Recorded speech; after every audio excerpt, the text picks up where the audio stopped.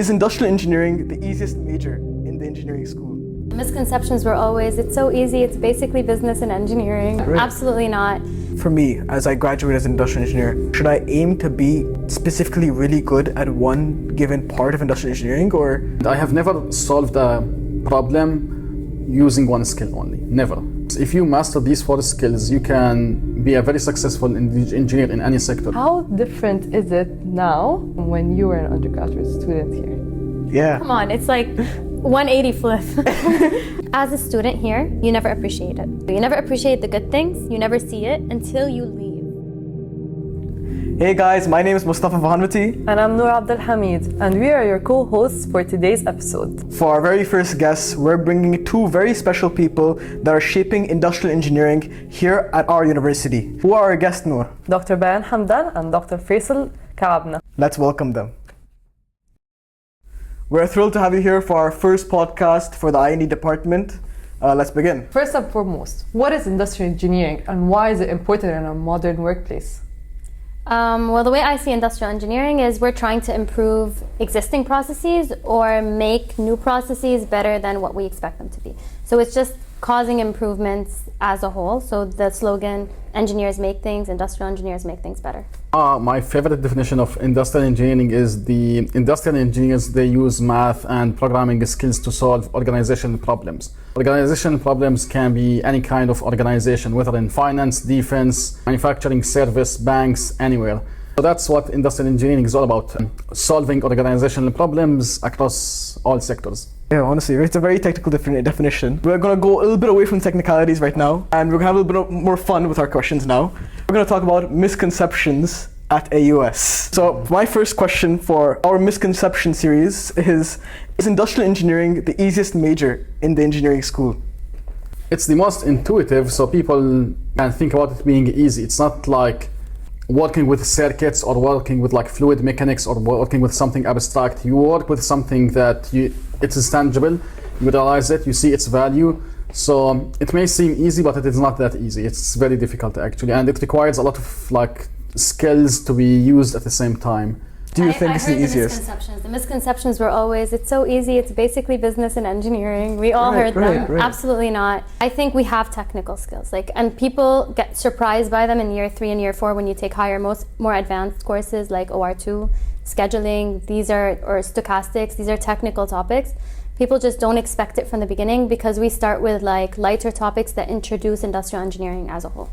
Like me personally, as a student at AUS, I hear this constantly, and I get kind of encouraged to like challenge their opinion, you know? I'm like, actually, let me educate you a little more. Industrial engineering is not just engineering for business. You're playing with systems, you're designing systems. Of course, you are applying your knowledge to a business. It's much more than that. Yeah. Actually, I'd just gone to a trip organized by the university to SKM air conditioning manufacturing. So this is at Sharjah on Mohammed bin Zayed Road. And the 2 people that were touring us, the 3 actually, they were all from the quality department, and all of them were industrial engineers. And they were actually like really fun to like just talk to, you know? Yeah. They're really excited. They're like throwing all these industrial engineering vocabulary that I'm now learning, you know? They're talking about control charts, they're talking about quality management. You're gonna learn all these in college. So like, I first used to think that like, when am I ever gonna use that kind of stuff? Not really, but it was very pleasing to me to understand that I'm hearing these words in the real world, you know? Yeah, something about industrial engineering is that every course that you take has huge applications. If you take just like one quality course, you can build a career on that. If you take OR courses, you can build your career based on operations research. If you take simulation course, you can build a full career based on like this one single topic. Just one class, right? So all our classes are relevant to the industry, to like the day-to-day business. So I strongly encourage people to always try to learn as much as you can. Don't say, okay, I'm gonna end up with consulting, so I'm just gonna focus on such and such topic, because every course in the industrial engineering has its own benefit, has its own path. If you work like as a freelancer, you will need like a big set of tools, or large set of tools. Quality is one of them, optimization is one of them, mathematical modeling is one of them, analysis is one of them, data science is one of them. So every course that you take as industrial engineer will help you build like a full career path in that aspect. So all our courses are relevant. So those people were talking like quality engineering language. If you go to someone like in logistics, they will use the terms that you learn in supply chain or in logistics course. And I think what makes you different than anybody else in the market is if you can apply most of these tools together, because you can go to a quality job thinking only about control charts. But when you start integrating AI or other things that you're taking in your classes, then you start to come up with new tools that nobody has done before. Actually, that leads me to another question. Suppose for me, as I graduate as an industrial engineer, should I aim to be like specifically really good at one given part of industrial engineering, or should I have that mindset around that I'm I want going to to be try good the at everything? different jobs. We were talking about this. Should I zoom into like focus like, oh, I like quality, I'm only going to do quality? Like, try finding out which course right now before I graduate is the thing that I'm intrigued to, or should I try like in a broad aspect? So if you have the time, I would recommend you take internships with the thing that you feel like you're interested in. So if you finish quality, that summer take a quality internship, something in a quality field. The summer after that, maybe try something else that you're interested in, because what I felt when I went into an internship was that it's not exactly what I expected sometimes. You know, sometimes you feel like, oh wait, I would have enjoyed it more if I was in this field. And so you don't want to build a whole career focusing on one small thing, and then when you go into the workforce, it's different than what you expected. For me, I would say the pillars of industrial engineers is that you have to be, if you want to be like a successful industrial engineer, regardless of which sector or which company you go with or you are planning to join, make sure you have solid foundation in mathematical modeling optimization, that's one, statistics and the quality two, simulation 3, and like data science. If you master these 4 skills, you can be a very successful engineer in any sector, because any problem need to be solved in like at least 2 of these skills. If you want to like tackle a big problem, not just someone assigning you do this, do that. If someone is just assigning you do this, do that, yeah, maybe you need like 1 skill, and you will not grow in your career. But if you want to like grow and if you want to become a successful engineer, you at least need to apply 2 of these skills. I have never solved a problem using 1 skill only, never. Not just even optimization. Like there is a company in the US whose specialization is like collecting waste trashes. I developed a routing system for them. I used data science and optimization. Optimization alone was not enough. Data science alone was not enough. So I used these 2 techniques to develop the routing system for them, and it proved to be successful.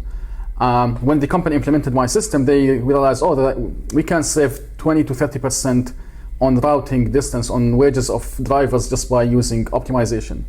So that product is a result of 2 techniques, which is like data science and optimization.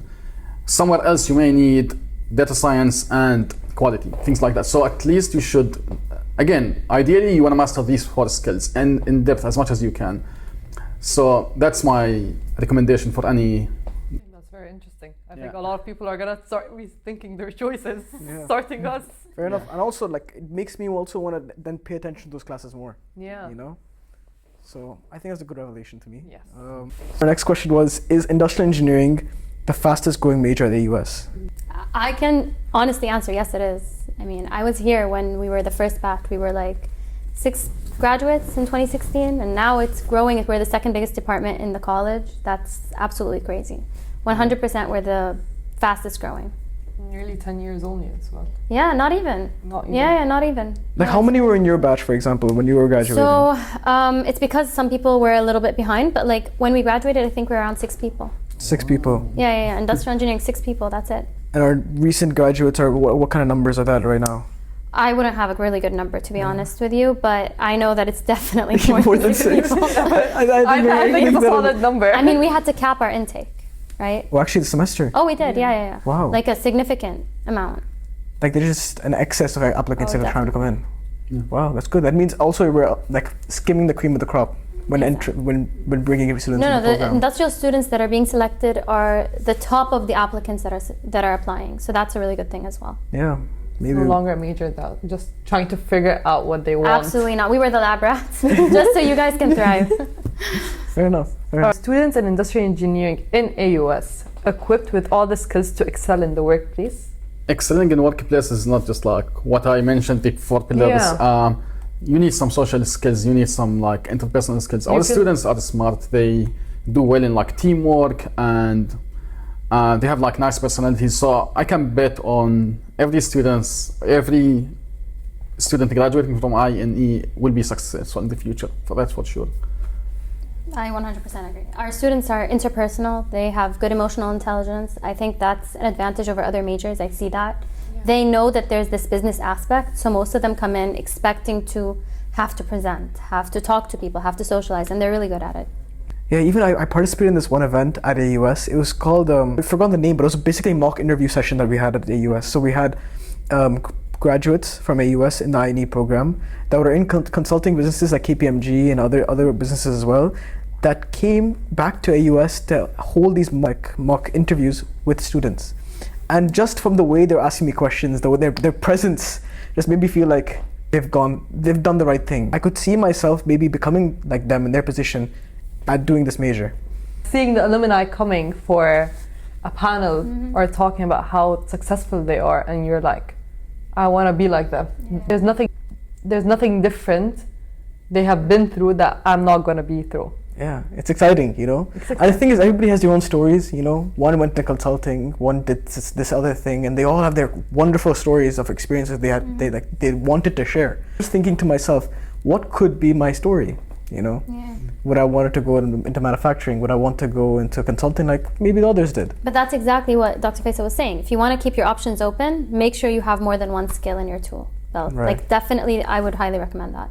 Because if you feel comfortable in quality, then you can try a quality position. If you don't feel confident with the material, you're probably going to tank the interview just because you're not confident, right? Right. I feel like the professors also, like all of you, give us a huge support in this, like supporting the skills and growing them, not just like, for example, like a professor specified in one course saying like, oh, you should go into this. No, they all want you to go through all of them. This is an interesting question because I was doing some research back and forth, and from that research, the things I was learning about both the professors, I really wanted to ask a question. So my question was, why are the roles industrial engineers play so important? Like, why are their roles important? I also asked this question in reference to Professor Faisal's research on humanitarian transportation problems. You know, what I'd read is your article on medical care and their transportation, how to make them more efficient. Yeah. So how are these roles important? Why is industrial engineering important? Not only in a business sense, but outside of that. I spent 3 years of my PhD in depth studying the something like the resource allocation in food banks in the US, which is considered like non-profit sector or non-profit organization.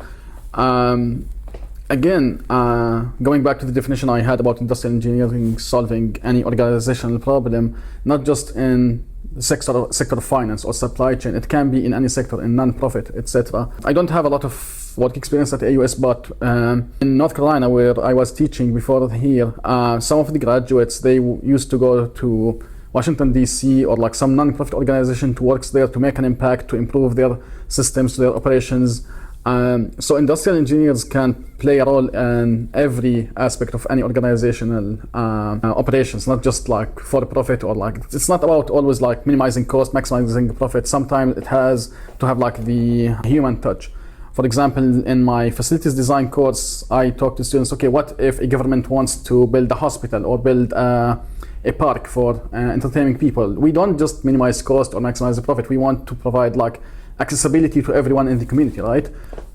So if you have the right mindset of an industrial engineer, you need to think about all key stakeholders, not just like the CEO of the company or just like the customer. So you need to think about everyone who is being affected by the decisions that you make. What was your why into doing such a kind of research? Like, why medical care, and what brought that part of you to do some kind of research in that field? I think the first time I knew about like the food banks in the US. So when I was doing my PhD, I was not just taking courses in the systems engineering or engineering department. Like, interesting enough, I was going to business school and agricultural school to take courses from other majors or even like other colleges. So I was attending a seminar at the College of Agriculture and Economics at Cornell, and I knew about how food banks can help people who are food insecure, etc. So I read about the problem, and I found that there is a huge gap in the operations research applications to food banks. So I started to investigate more. I contacted one of the local food banks in in Ithaca, where the Cornell University is located, to learn about how they allocate their resources, how do they manage their warehouses, etc. So that opened my eyes into a new world of opportunities for industrial engineers, or where I can apply my knowledge to solve problems that are in society's need. So that's what got me started into using operations research or industrial engineers in like non-profit sectors. So industrial engineers can, of course, like make an impact and improve the life of people. Because initially, it's not that industrial engineering is selfish or any way, but I always thought like it was a little more self-beneficial than actually doing good for others, you know. I thought maybe only doctors do good for others, or like these other, you know, very social service kind of roles. But I didn't understand, like, by reading that, even that headline, maybe understand that, oh, I could have a better use for my skills, you know. It's not the typical engineering where it just like doesn't require enhancing a human's life. Actually very similar, honestly. My master's was on optimizing the blood supply chain, which is basically blood banks. How do we, because it's so stochastic, right? If something happens in Sharjah, God forbid, an emergency, how do I make sure I have enough blood of each type to transfuse and move within a specific amount of time? Because, you know, blood perishes really quickly. You can't keep it forever. And you can't anticipate what kind of donors you're going to get, what kind of blood type you're going to have, where you're going to have it, when you're going to have it. So it's a very, very stochastic problem. And do you know the course I teach, which is? Stochastic. So obviously, it was something that I was working on in my master's. And now we're working on, like, if flooding happens or disasters happen. This is actually motivated by the flooding that happened recently. So when these floods happen, how can I make sure that I'm routing my emergency aid in the quickest way possible, given that I don't actually know if this road is viable or not, which was happening here. You go on Google Maps and it tells you that the road is clear and you get stuck in like a flooded region. And so how do we avoid that using the information that we have? Because sometimes it could be extremely dangerous. Like some people were getting stuck in their cars under bridges, completely submerged. Right. And they had to get them help from above bridges, right? So how does that actually integrate with the local infrastructure? I had a really bad time with the floods. We all did, I think. So, but yeah, there was like a proper emergency. You know, everything was happening so fast. People didn't even know how to react. You know. Like and I feel like we're sheltered here, that we don't get. You know, we have such great systems always that when it came, it was a shock. Like no one expects it. Exactly. No one expects like that. My car is gonna be flooded next day. Yeah, because we had faith in the system. Exactly. You know, system cracked a little bit. System is improved. So that's a national engineer's job. Yeah. So what are your favorite aspects of being in academia? Is it the research or the students? Actually, it's both. If you're just isolated in research, you will miss the interaction with the students. If you're just too much into students, you will lack like the innovation and being up to date. So it's both important.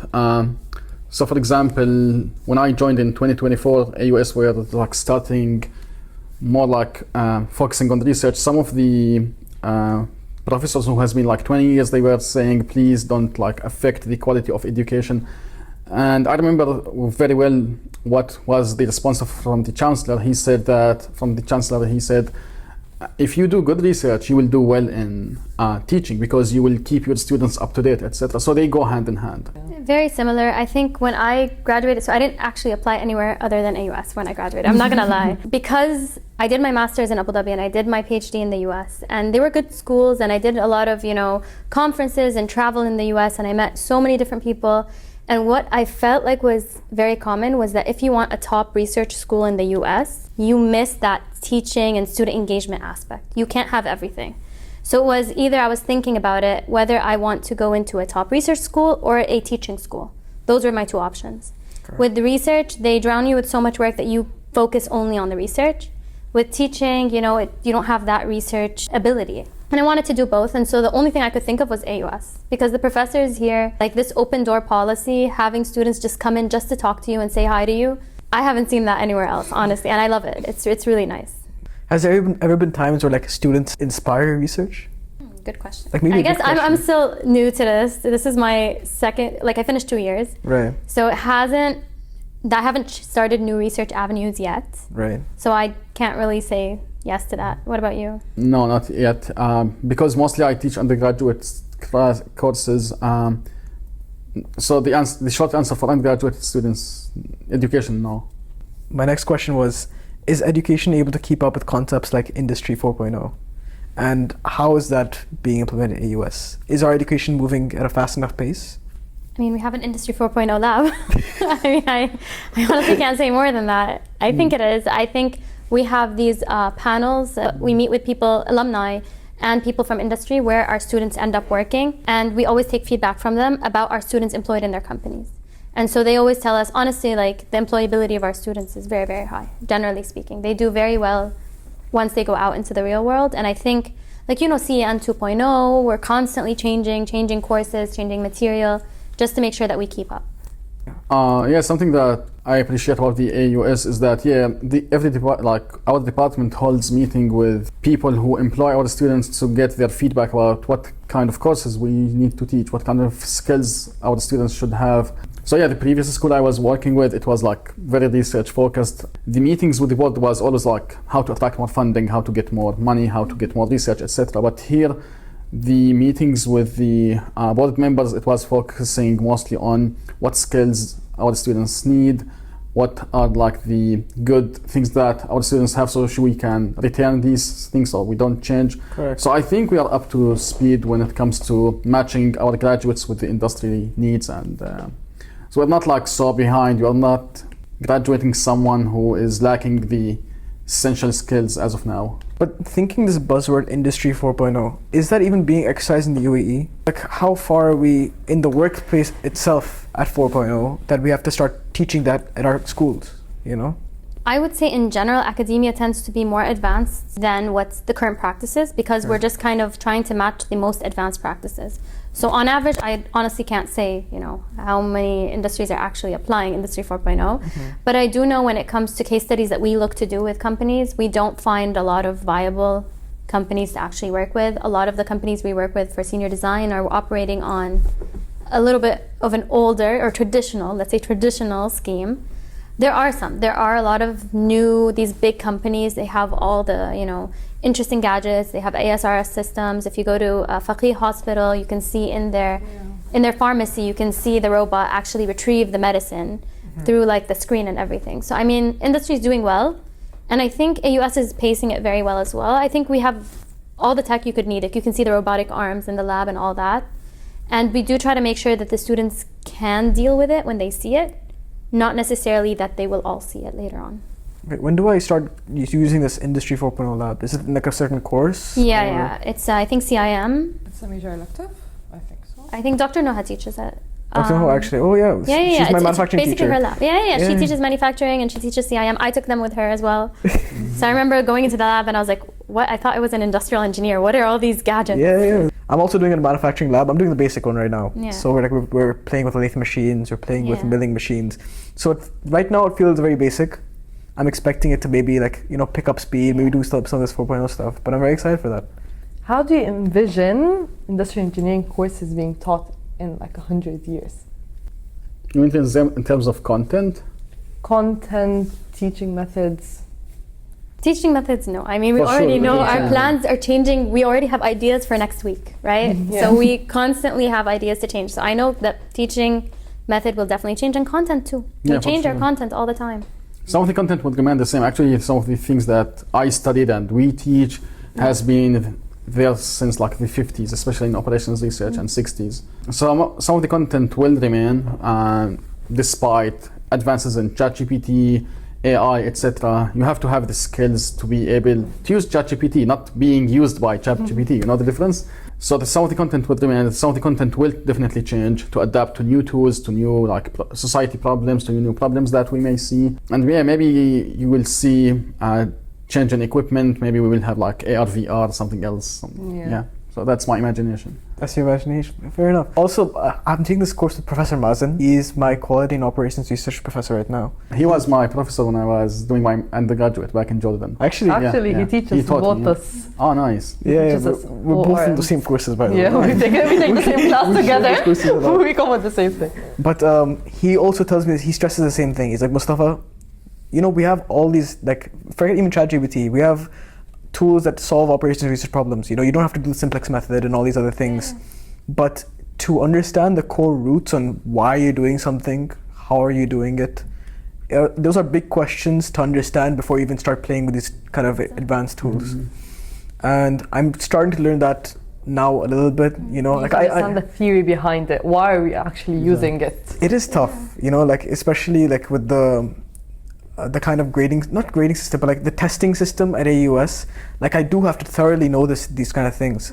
But as I'm also learning and studying, I do understand that it is getting engraved in my memory. And yeah, in my supply chain course, I do like a demo. I teach a topic and I show the students how to do it. And then I say, okay, who knows how to use ChatGPT? Everyone raises their hand. And I pick someone at random and I said, okay, can you show me how to use ChatGPT to solve the same problem? And he said, yeah, I can show you that. And, okay, come and show us. And yeah, he got to like give ChatGPT a few instructions. The ChatGPT will give you the answer and say, hey, I solved it. And said, okay, let's look at the solution that ChatGPT gives you. Oh, why this is missing? Why this is missing? So you have to use ChatGPT, not being used by ChatGPT. Without knowing the fundamentals, I mean, what's the difference between like you using ChatGPT and your boss just using ChatGPT? So make sure that you know how to use it in like not in a very direct way, you know, like try to steer ChatGPT to give you exactly what you need. Use it effectively to enhance you, not make you. And the only way you can do that is if you know the core concepts to make sure to, you know, identify that this doesn't make any sense. Like this is wrong. Yeah, exactly. What are your opinions of AI in the classroom? I actually integrate it a lot in the classroom. So in NGN 110, I'm teaching NGN 110 right now, and we even have like a chatbot component to their project.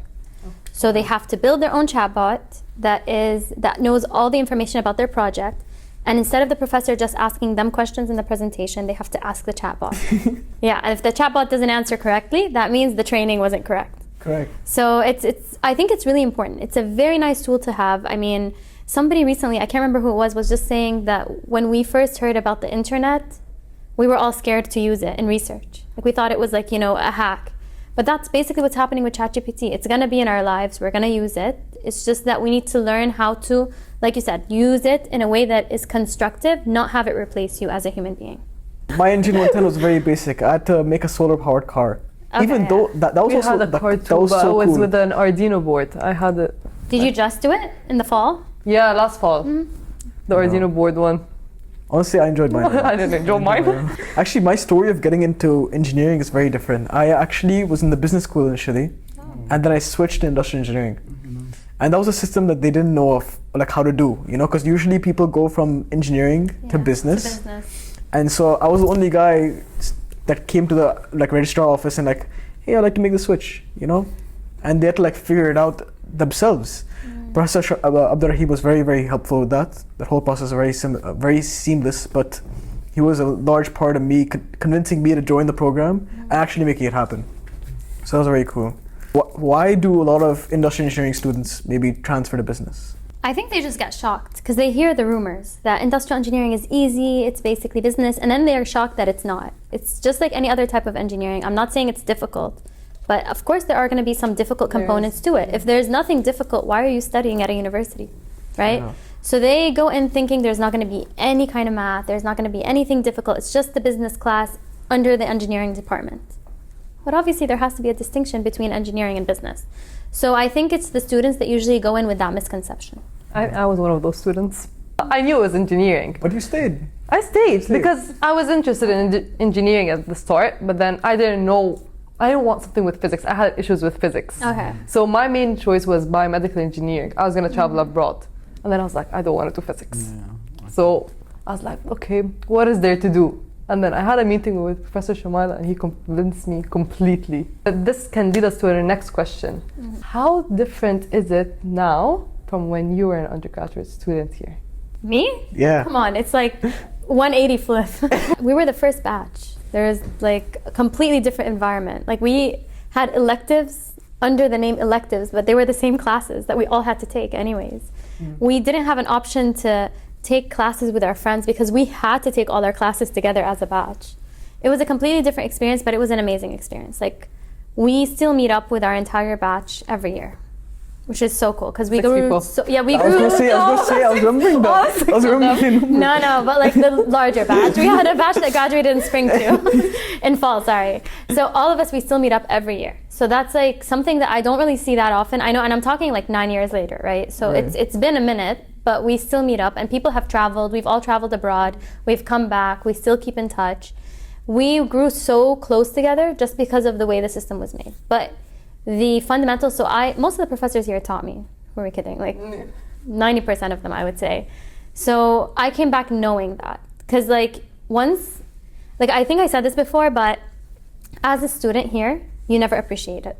You never do. You never appreciate the good things. You never see it until you leave. And I just met an alumni now at another event who was my batch as well. And they said the same thing. They were like, if I knew AUS was like this, I would have just kept failing so I can stay. Like it's just an amazing system. And when you go out and you see other systems, you realize that the system here is just designed so very well. Again, like the level of care, people like genuinely care about your success, genuinely care about you getting the most out of it. Everything is designed to help you, to equip you. So it's very like centered on the student.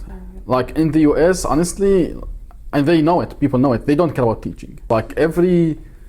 Unfortunately, universities are kind of like becoming like startup incubator, like you are hired to get money and you teach one class, and there's a TA and there's a grader. The TA will hold the office hours and the grader will do the grading, so you barely know the students. You go there, give a lecture and leave.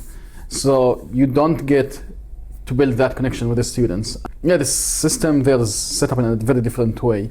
But here, again, like everything is centered around the student. But actually, if you go to the department meetings, you will see that some of the senior faculty, how they really care about the students, how they really care about you. And it's very inspiring for me as a young faculty, like, oh, like this senior faculty is doing this and that just to help our students. So that's something I have never seen anywhere else.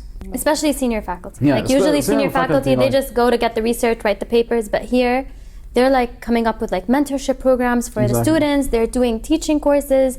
They know all the teaching lingo like that you learn when you're taking teaching courses, and I'm just shocked, to be honest. Yeah, it's very motivational, like how much people care about the students here. They care about the future of the major. Yeah. And again, like some of them just care about you as a person, as a human, not just like as a student graduating in a semester or so. So that's really impressive. And hopefully we, like us, will maintain that legacy. Yeah, true. Especially with the open door policy. Like you said, like I'm always here with my professors.